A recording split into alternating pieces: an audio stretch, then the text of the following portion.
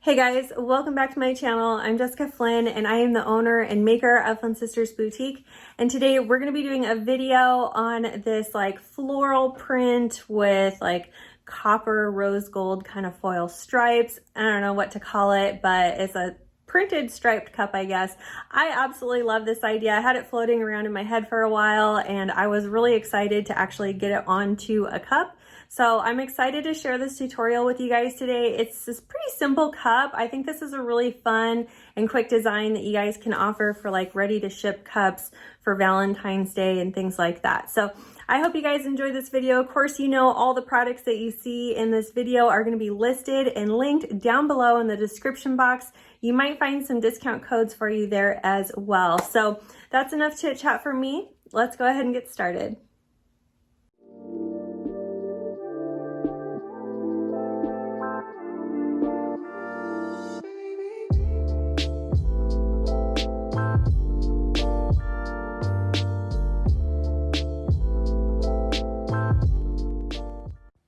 All right, you guys, so we're going to start the same way we always do by prepping our cup. I'm using the Final Sand paste to prep my cup. You can find a link for this down below. And this paste is a non-toxic silica-based like sanding compound that we're just rubbing all over our cup with a maroon scouring pad. I'll have a link for these pads down below also. And this is just a one-step easy process that takes about 30 seconds to prep my cup, and it's going to prep that stainless steel so that our vinyl and everything adheres to it really nicely. So once I've scrubbed all the surfaces of my cup, I'm just going to rinse this off really well, and I'm going to dry my cup off completely with some paper towels, and then we're ready to go. All right, so next we're going to wrap our cup with some printed vinyl. This is vinyl that I purchased already printed. It's a permanent glossy vinyl. I got this one from the vinylcottageshop.com. I'll have a link and a discount code for you guys down in the description box. You'll want to start by trimming off some of those white edges so that they don't trip us up later.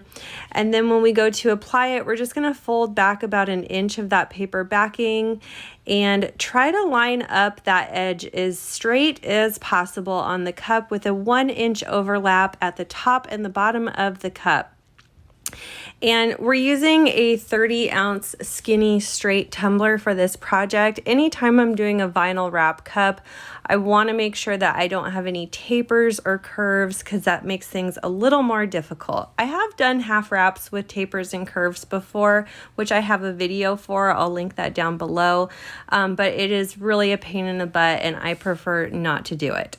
You want to keep that paper backing on your vinyl for as long as possible, and you'll notice that my vinyl scraper and my hand are the only thing kind of pushing that vinyl off the paper backing as we, press it down onto the cup. If you find you're getting a lot of bubbles, you'll want to just pull up on your vinyl, pull it really tight, and then smooth it back down.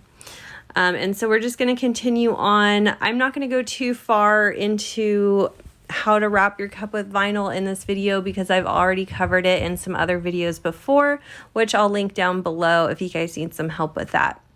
So once we've got the vinyl wrapped all the way around the cup, you'll notice we've got an overlap here, and we're going to press against that seam from the overlap so that we have a visual on where we're going to trim off our excess. And using a very sharp craft knife, you're going to super carefully run it along the edge of that seam. Now, if you have a hard time cutting in a straight line, I would recommend cutting a little bit over from the seam so that you have a small bit of overlap. I usually need to do this because it's super hard for me to cut perfectly down that seam. So if I cut a little bit over from it so that there's not a flat connection, that usually works out better for me in the end, if that makes sense. Okay, and so once we've got that overlap on the side trimmed, we're going to trim the top and bottom rim as well.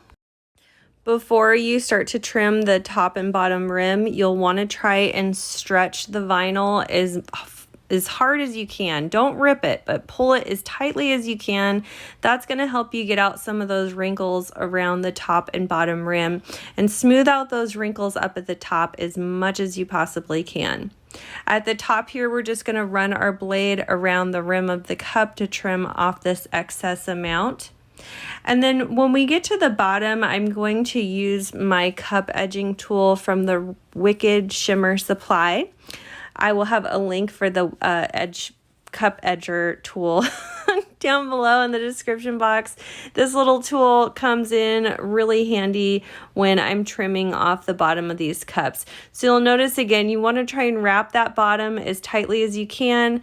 Get your little edger tool out and run it around the bottom of the cup. This essentially is just a razor held in place with this device to help evenly trim that bottom rim of vinyl there. All right, once we've got that vinyl applied and cleaned up nicely, we're going to apply our double-sided tape.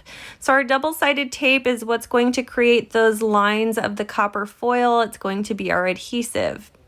To get a straight line around my cup, I'm going to start at the very top rim, and I'm going to use some painter's tape to mark a line from around the top rim, and that's going to be my guide for my double-sided tape. The double-sided tape that I'm using here is a 1/2 inch double-sided tape. I'll have a link for this specific tape down below because I really like it. And we're just going to run this around the cup along that blue tape as our guide and smooth it down as much as we can and tape down the edge so that the seams meet on the other side. I think it's helpful to have the seams kind of around the same area where the seams are for your vinyl. Then I'm going to lift that blue tape that I used as my guide, and I'm going to reuse it to apply the next line down. And I'm just going to repeat this process all the way down the cup until I have all of my double-sided tape applied evenly and some nice clean lines.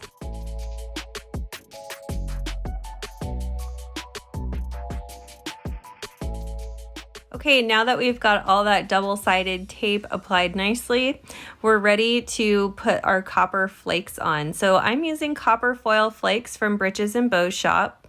And just one stripe at a time, I'm going to remove the protective paper part of my double stick tape. And I'm just going to stick my copper flakes right onto the tape here. Super easy to do. Anyone could do this. You just pick up a flake, pat it on there with your finger until it's totally smooth. And you're going to do that around the whole surface of that one tape. We're only going to work on one stripe at a time, okay? So get all your flakes on there, and then once you've got that whole stripe of tape covered, we're going to take one of these chip brushes, and I'm going to use the chip brush to kind of brush off any of the excess flakes that we don't want on there. What we're wanting to do is create a really nice crisp line of this copper foil look. Okay, so we're just going to brush off the excess in kind of a circular motion. You can also do this with your finger, and once you start working with this, you'll see kind of what method works best for you. And this is pretty messy, so I just have a piece of parchment paper here on my desk to pick up the excess, and it was fine. So after we've got everything kind of smoothed out and the excess has been brushed off as well as we can, I'm just going to take a piece of the painter's tape, and I'm going to dab my painter's tape around that printed vinyl to remove any of the excess foil that might have been stuck on there. I also tried using some what is it called? Gold leaf, this copper gold leaf. It's the same color as these copper flakes that I have, and I wanted to see if this would be easier. It was not easier. What happened is when I was putting on this gold leaf and kind of burnishing it out around the tape and getting it all smooth, it stuck to the vinyl. So it was a lot harder to get off some of that excess gold leaf. I was able to get it off with the tape eventually, but it was just kind of a pain in the butt. So the gold leaf sheets were not good. I immediately went back to the flakes for the remainder of my lines. So alternatively, you could just use like a metallic vinyl or a chrome vinyl to do the same thing. I just really liked the look of these copper foil flakes, and I thought it created such a beautiful and classic look. I was really happy with how it turned out. So once you've got all those flakes applied and you've brushed off all of the excess, you want to go around this one more time with some painter's tape to make sure that you've lifted off any of that excess foil and that you don't have any where it's not supposed to be. Then we're ready to seal this. I would definitely recommend sealing this, especially if you use the flakes, because they do tend to move around a bit. I just sprayed mine with some clear gloss spray paint. I like to use Rust-Oleum 2x clear gloss spray. And I just let this dry for about 15 or 20 minutes, and we were ready to move on to our first coat of epoxy. For my first coat, I used 30 milliliters of epoxy, and I let that dry for about 4 to 6 hours and immediately applied a second coat, which was about 20 milliliters of epoxy. And I let that second coat dry for 8 to 12 hours before I moved on to the next step. All right, and so now we're ready to sand the top rim, and anywhere that might need a little bit of smoothing, keep in mind we've only got 2 coats of epoxy on this, so we don't want to sand too aggressively, and there's no glitter on this cup, so we really shouldn't have a lot of sanding to do. What I mainly want to focus on is sanding around my top rim. I want to expose a very fine line of stainless steel around that top rim so that when we go to apply our final coats, this is what will establish a seal for our cup. That way we're sealing our cup from the outside rather than the top where the seal would be more vulnerable. Next, we're ready to apply our decal. So after sanding, I just washed my cup off with some dish soap and water, dried it off really well with some coffee filters, and I'm ready to apply the name for this one. I've already cut and layered my decal. If you guys are needing some help with layering fonts for this offset decal look, I will link a video down below that I did recently that I think you're going to find really helpful. My motto when applying decals is always measure twice, cut once. So I spent a good amount of time making sure everything is centered. For this particular design, I wanted my decal applied on the very opposite side that our vinyl seam was on. And when I'm applying a name like this vertically, I always use the hinge method and I go from side to side rather than top to bottom. And then once we've got our decal on there nicely, we're going to peel back our transfer tape as closely to the cup as possible to avoid any bubbles. Now we're ready to mask off the bottom to finish off with some paint. So I'm going to mask off around that bottom edge of the vinyl. The reason I am painting the bottom like this to finish it out now after we've put some epoxy on there rather than just painting it before is because when I paint over this smooth epoxied surface, it's going to create a nicer finish for the bottom of our cup rather than painting it earlier in the process where you'll see all those like ridges and stuff from the bottom of the cup. I don't want that. I want a nice smooth white bottom. So I'm going to mask off as close to that vinyl as possible, and then I'm going to mask off the remainder of my cup with saran wrap, and then we're just going to paint the bottom of that with some white flat spray paint. You could use whatever color you want or whatever closely matches your vinyl, and I think that this makes for just a nice, easy, clean looking finish that is super easy to achieve. So after we've let our paint dry, I'm going to remove my tape. I think I was impatient on this one and I did not let my paint dry. So I guess it doesn't really matter if you let it dry or not. Whatever. So now we're ready to move into our final steps. I did want to apply a layer of quick coat before I move into my final coats of epoxy. Quick coat is a water-based urethane sealer. It is not epoxy, okay?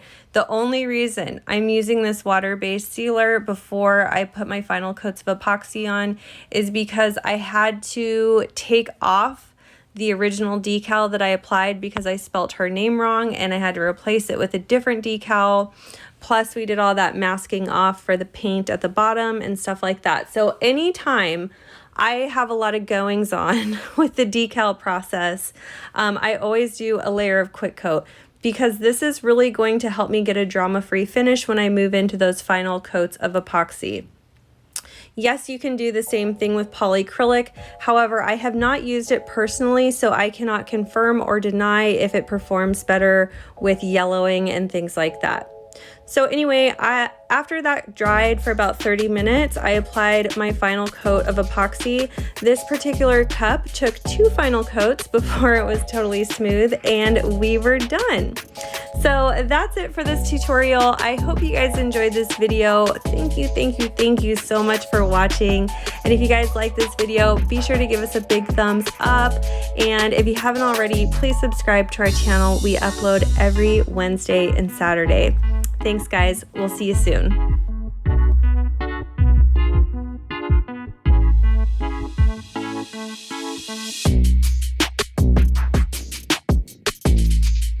If you love this video, you could check out our last video here. Also be sure to find us on Instagram, Facebook, Pinterest, and of course subscribe for all our new videos that come out every Wednesday and Saturday. Thanks so much for watching. See you soon.